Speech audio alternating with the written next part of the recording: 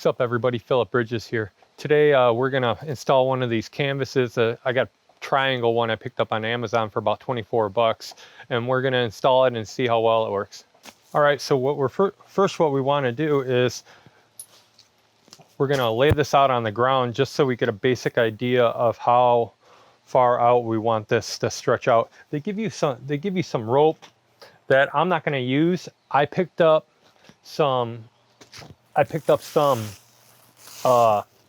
straps that I'm gonna use because I want to be able to take it down fast in case of a big storm. So that's what I did. I just picked up basically some toe straps from Home Depot, or you can get them off of Amazon or whatever. So we're gonna lay this out just so we get an idea. This is upside down, but that's okay, just to get an idea. This is a small one. I only got a 12 by 12 one because just for the area, I don't need it that big. So you basically want to get an idea of how it's laid out on the ground, and then we'll get our measurements of how far off we want this. And I have some eye hooks that I'll drill out, and we'll anchor it. All right, so the next step, you're gonna wanna get a tape measure and a black Sharpie. My building that I have is metal, so I'm gonna pre-drill my holes into the side of the metal siding, and then I'm going to use my eye hooks to anchor it.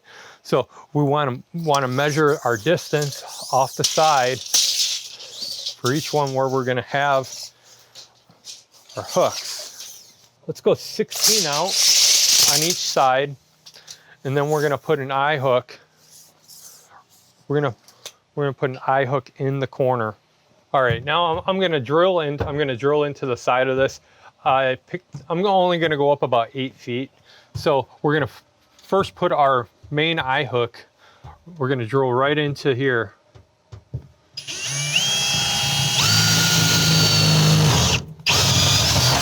You want to pre-drill these because it's gonna be hard to screw in the eye hooks. Now I have one of these eye hooks that you can get at any hardware store. They're like probably about $1. So we're gonna screw this eye hook in and just slowly screw it in. And then once you get it started, we're gonna take a flathead screwdriver, and then we're just gonna use it, and we're gonna use it to turn it in. That way it's a little bit easier for you. All right, so that's in a 2x4. So that's not gonna go anywhere. So that's gonna be pretty good. Now what we're gonna do is we're gonna go and measure out 16 feet on each side, and we're gonna put our other eye hooks. Now these eye hooks you can get in a stainless finish, which, you know, these are nickel plated, which they're going to be like, these are, like I said, they're only like $1, but if you can get a stainless steel one, they're going to be about $3. But you know, I'm not really too worried about them rusting. These say they're weather resistant anyway, so they should hold up for a while.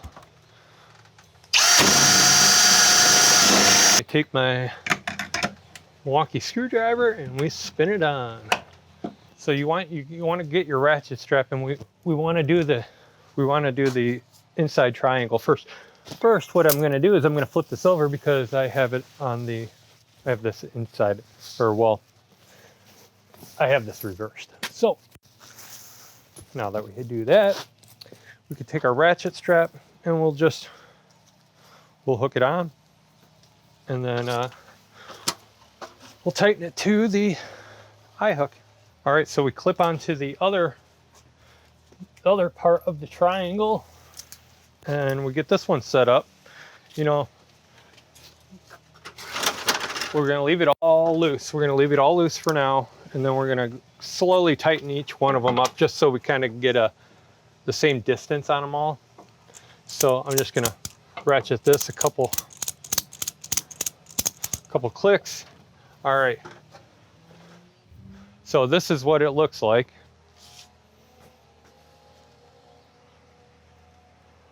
All right, so it's gonna look like that for a little bit.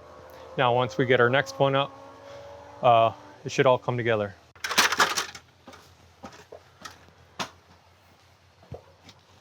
All right. This one has a long ways to go. This one's really stretched out. I got a good 6 feet out. I'll show you what it looks like. This is the adjustments that you're going to have. So this is what it looks like. I got 6 feet there, and then over there I got like 3 feet. So I'm going to play with it and get it all adjusted, and then we'll see what it looks like.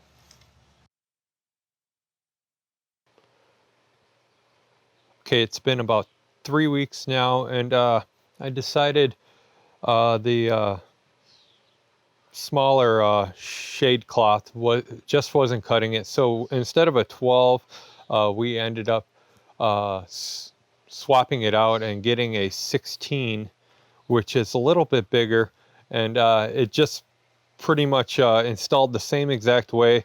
I put on top, I kind of overlapped the 12 just because right over here I just wanted to get a couple extra feet of shade. Since we had it anyways, we might as well use it and try to get the best of it. But actually I think I might get a 20-foot one instead of, and swap these two out for next year, just so it overhangs this area of the pool right now. Right now this is in the shade anyways, but in the afternoon this side of the pool gets really hot. So yeah, if I swap that out with the 20-footer and take both these down, that should be adequate for the area. And you know, I'm going to end up using these two anyways, because over here I have a bar area.